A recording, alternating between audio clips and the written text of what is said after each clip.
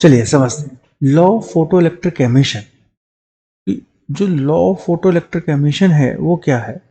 Lennard and Millikan gave the following laws on the basis of experiments on the photoelectric effect. कि photoelectric effect के basis पर उन्होंने चीजें दी। क्या दिया जरा देखिए। The rate of emission of photoelectron from the surface of a metal varies directly as the intensity of incident light falling on the surface.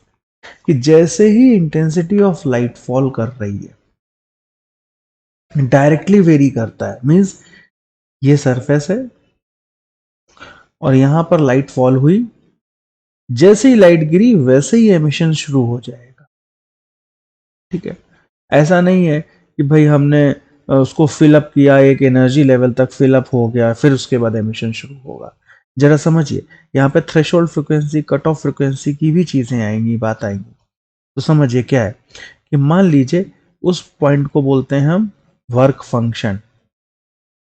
कि minimum amount of energy required क्या हो जाएगा? Work function minimum amount of energy required to activate any metal. कह रहे हैं भाई जो photo electric metal है उसे कम से कम कितनी एनर्जी रिक्वायर होगी जिससे वो इलेक्ट्रॉन एमिशन शुरू कर दे। ठीक है, किसी को कम होगी, किसी को ज्यादा होगी, सीजियम को सबसे कम होगी, है ना? तो किसी को कम होगी, किसी को ज्यादा होगी। तो जो minimum amount of energy required होती है, एक बार उससे ऊपर एनर्जी चली गई तो अपने आप वर्क इलेक्ट्रॉन एमिशन शुरू हो जाएगा। ऐसा नहीं है कि जैसे मान लीजिए हमने कहा कि क्योंकि एनर्जी जो होती है वो एच न्यू होती है ना? हमने कहा मान लीजिए 10 हर्ट्ज की कोई फ्रीक्वेंसी आएगी और मिनिमम एनर्जी रिक्वायर 10 हर्ट्ज की फ्रीक्वेंसी से एक्टिवेशन शुरू हो जाएगा। तो तुम कहो सर अच्छा ऐसा करें कि 8 हर्ट्ज की लाइट को हम 20 घंटे तक डालते रहें, उसके बाद तो शुरू हो जाएगा ना एक्टिवेशन। तो 20 घंटे क्या, आप इसको 200 दिन भी डालते रहे, 200 डेज भी डालें, तब भी एमिशन शुरू नहीं होगा। और 10 हर्ट्ज से 11 हर्ट्ज की लाइट को जैसे ही आप ड्रॉप करेंगे एमिशन शुरू तुरंत हो जाएगा, within a fraction of second. तो ये फर्क है। इसे क्या बोलते हैं हम? वर्क फंक्शन या कट ऑफ फ्रीक्वेंसी। क्या बोलते हैं? Cut off frequency means minimum frequency, threshold frequency, जिससे क्या बोलेंगे? Threshold frequency, not cut off, threshold frequency. कि minimum amount of frequency 10 hertz से नीचे की कोई भी लाइट गिरेगी तो एमिशन शुरू नहीं होगा। 10 हर्ट्ज से ऊपर की लाइट कोई भी गिरेगी तुरंत फ्रैक्शन ऑफ सेकंड में एमिशन शुरू हो जाएगा। ठीक है, और वर्क फंक्शन क्या होता है? Minimum amount of energy required. The maximum kinetic energy emitted photoelectron is independent of intensity. कह रहे हैं कि भाई जो काइनेटिक एनर्जी होती है ना किसी भी इलेक्ट्रॉन की, जो फोटो इलेक्ट्रॉन यहां से यहां भागेगा ना, जरा देखिए, फोटो इलेक्ट्रॉन जो भागेगा एक तरफ से दूसरी तरफ, फोटो इलेक्ट्रॉन बहुत तेजी से भागेगा। तो जैसे ही लाइट यहां पर गिरेगी आगे, तो ये जो इलेक्ट्रॉन है बहुत तेजी से आगे की तरफ भागेगा। तो मिनिमम अमाउंट ऑफ जो एनर्जी, काइनेटिक एनर्जी एमिटेड होगी वो क्या होगा? Kinetic energy is equals to, kinetic energy जो बचेगी is equals to H nu. H nu मतलब जो लाइट गिर रही है, या एच न्यू मतलब जो भी लाइट फॉल हो रही है initially, minus H nu naught. What is H nu naught? This is denoted by phi, और इसी को हम बोलते हैं वर्क फंक्शन। हमने कहा फॉर एग्जाम्पल, जरा समझिए, हमने कहा अभी पिछले में दिया था कि 10 हर्ट्ज की लाइट से ऊपर गिरेगा तो क्या हो गया? H new. मान लीजिए 15 हर्ट्ज की लाइट गिरी तो एच 10। ये जो आएगी वो काइनेटिक एनर्जी आ जाएगी। काइनेटिक एनर्जी कितनी हो गई? H into 5 hertz. This will be the kinetic. तो काइनेटिक एनर्जी हमेशा फ्रीक्वेंसी पे डिपेंडेंट होगा, इंटेंसिटी पे डिपेंडेंट नहीं होगा, जबकि इंटेंसिटी पे डिपेंडेंट फोटो करंट होगा। यहां पर एक बात और कि अगर मान लीजिए किसी स्टूडेंट ने कहा कि सर 10 हर्ट्ज आपने बोला कि इसको वर्क फंक्शन चाहिए, और हमने कहा हमने तो सिर्फ 10 हर्ट्ज ही दिया फॉर एग्जाम्पल, जरा समझिए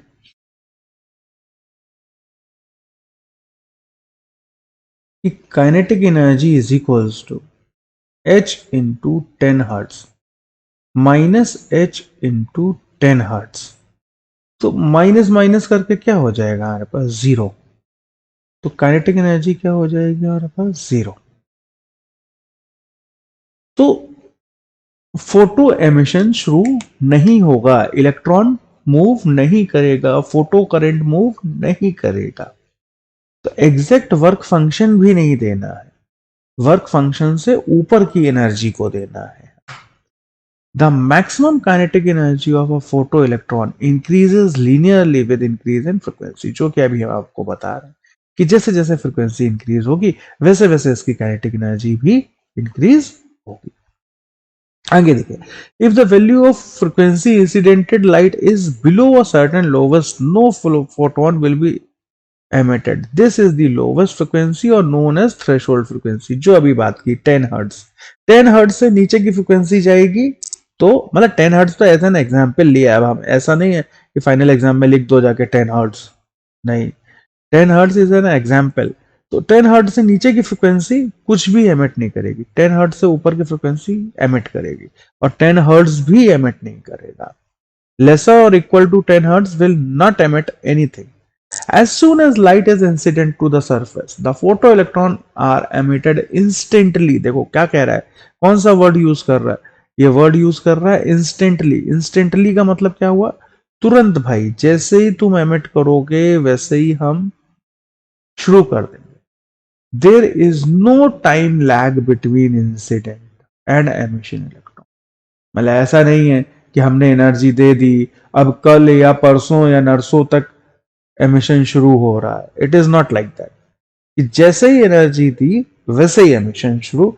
आप मेरे हिसाब से एनर्जी दीजिए, हम एमिशन आपके हिसाब से करेंगे, लेकिन इसका मतलब ये नहीं है कि हमने एनर्जी आज दे दी अब कल एमिशन शुरू हो रहा है। It is not like that.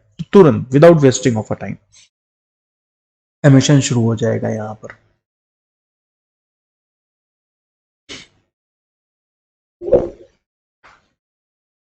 ना, इसके बाद क्या कंडीशन आती है हमारे पास वो देखते हैं। तो वो कंडीशन ये है कि वेव थ्योरी फेल क्यों हो गई। What is the main cause for the failure of the wave theory? These characteristics of photoelectric effect cannot be explained on the basis of the wave theory of light. कि wave theory of light के basis पे ये explain नहीं करी जा सकती है। It is due to the three main reasons.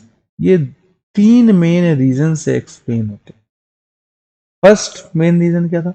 According to the wave theory, the energy carried by a light beam is distributed uniformly over a wavefront and is measured by intensity of the beam. Thus, when the light falls on the metal surface, the energy of wave should be transferred uniformly to the electron. Energy जो है वो कैसे transfer होनी चाहिए? Uniformly transfer होनी चाहिए electrons में।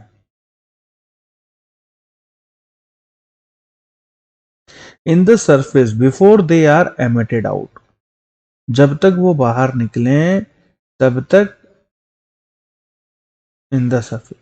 Obviously, the energy taken up by the electron must increase as the intensity of light is increased. कैसे इंक्रीज होना चाहिए?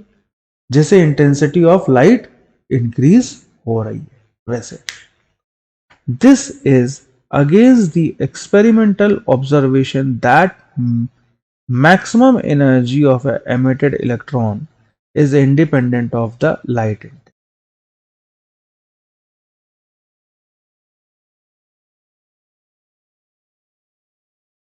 कि ये जो मैक्सिमम एनर्जी है वो क्या है? इंडिपेंडेंट है किससे? लाइट इंटेंसिटी से। Again, the wave theory suggests that any frequency, however low, it is should be capable of ejecting electron. अब वेव थ्योरी ने क्या कहा था कि कोई भी फ्रीक्वेंसी डाल दो लेकिन वो इलेक्ट्रॉन इजेक्ट जरूर करे, लेकिन ऐसा नहीं हो रहा है। कोई भी फ्रीक्वेंसी नहीं, 10 हर्ट्ज के नीचे की फ्रीक्वेंसी नहीं कर रही है। कट ऑफ 100 हर्ट्ज है तो 100 हर्ट्ज से नीचे की फ्रीक्वेंसी नहीं इजेक्ट कर रही है, provided only that light is intense enough. अब ये फ्रीक्वेंसी की जगह इंटेंसिटी पे बहुत ज्यादा फोकस करने लगे, कहने लगे कोई बात नहीं, आप तो 5 हर्ट्ज की लाइट डाल दो और 500 बल्ब लगा दो, देखो फोटो इलेक्ट्रिक एमिशन शुरू हो जाएगा according to the wave theory. लेकिन नहीं, ये कह रहे हैं कि भैया अगर 10 हर्ट्ज कट ऑफ है तो 11 हर्ट्ज का 10 या 10.5 हर्ट्ज का भी आप सिर्फ सिंगल बल्ब भी लगाएंगे ना तो इससे भी इजेक्शन शुरू हो जाएगा। और ये 500 की जगह 50,000 भी कर देंगे ना आप, तब भी इजेक्शन शुरू नहीं होगा, क्योंकि इसकी फ्रिक्वेंसी कैसी है, कम है, रिड्यूस है, बहुत कम है। Only that it's intensity is enough. कह रहे इंटेंस इनफ नहीं, ऐसा नहीं है, ये काम नहीं है। Experiment, however, show that light of frequency of lower than a certain threshold value cannot eject the photoelectron, no matter how intense it is. यही तो हमने पढ़ा, यही तो हमारा है। Finally, wave theory suggests that if the incident light is very feeble, कह रहे हैं इंटेंसिटी ऑफ लाइट कैसी है, बहुत कमजोर है, बहुत फीबल है, the electron should take appreciable time before it acquires sufficient energy। अब इनका कहने का मतलब यह है कि चाहे भले ही वो 5 हर्ट्ज की लाइट क्यों ना हो, चाहे भले ही वो 1 हर्ट्ज की लाइट क्यों ना हो, 500 घंटे तक लगातार देते रहो उसे।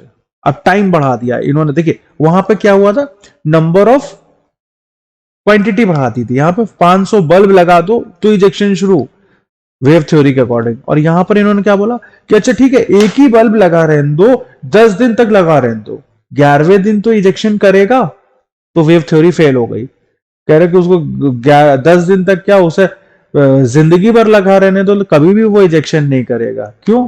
क्योंकि उसकी जो फ्रिक्वेंसी है वो थ्रेशोल्ड फ्रिक्वेंसी से नीचे है। तो this is the thing, I hope that it makes you very comfortable to understand and how why it fails for that. Thank you all of you.